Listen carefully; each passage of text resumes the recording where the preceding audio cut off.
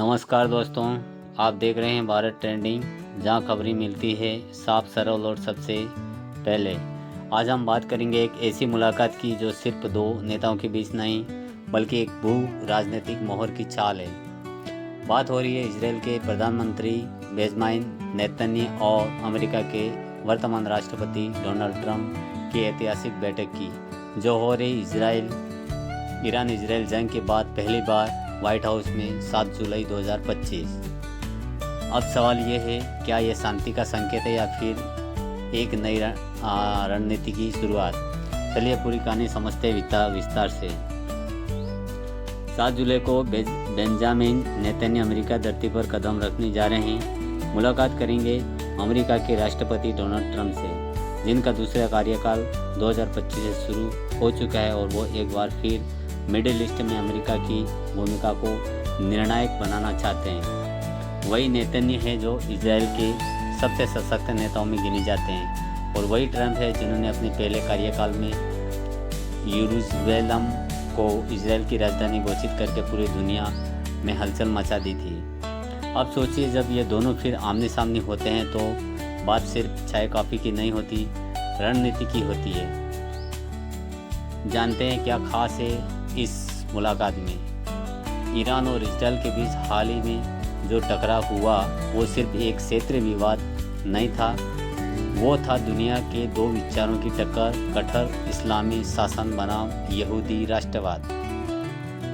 Gaza पट्टी में Hamas और इजरायली सेना के बीच संघर्ष जारी है। इस माहौल में नेतन्याहू का व्हाइट हाउस पहुंचना, ट्रंप से सीधी मुलाकात करना, यानी शांति के नाम पर शक्ति की राजनीति शुरू।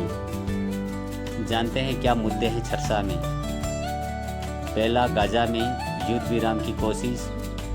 राष्ट्रपति ट्रंप इस दिशा में पहले से संकेत दे चुके हैं कि वो मिडिल ईस्ट में शांति लाना चाहते हैं। दूसरा, ईरान की परमाणु नीति। इजराइल चाहता है कि अमेरिका इस पर कड़ा रुख अपनाए। ट्रंप पहले से ईरान डील को खारिज कर चुके हैं। तीसरा, सैन्य सहयोग और हथियार डील।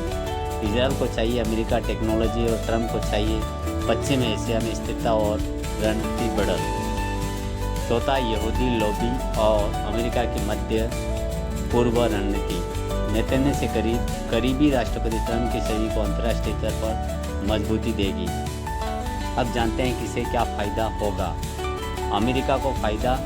राष्ट्रपति ट्रंप खुद को एक वैश्विक शांति लाने वाले नेता के रूप में स्थापित कर सकते हैं। अमेरिका की डिप्लोमेटिक पकड़ मजबूत होगी। घरेलू समर्थन, खासकर यहूदी समुदाय का, मजबूत हो सकता है। इजराइल को फायदा। इजराइल से सैन्य मदद और कूटनीतिक समर्थन। ईरान पर वैश्विक दबाव बनाने में ट्रंप प्रशासन का साथ।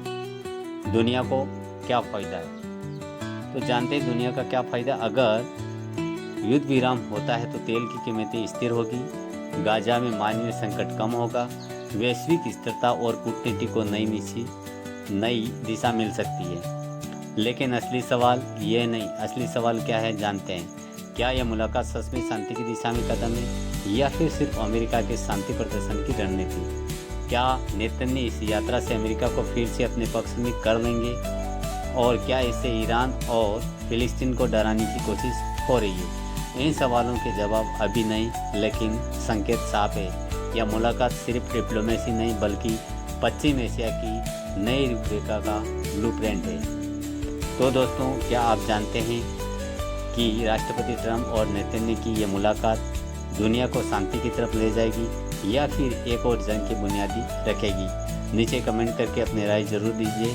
अगर आप चाहते हैं ऐसी दमदार अंतर्राष्ट्रीय इनसाइड स्टोरी तो अभी सब्सक्राइब करें भारत ट्रेंडिंग चैनल को, वीडियो को लाइक करें और अपने दोस्तों को शेयर करें। हम फिर मिलेंगे एक नई बड़ी स्टोरी के साथ। तब तक के लिए जय हिंद और विश्व शांति की कामना के साथ धन्यवाद।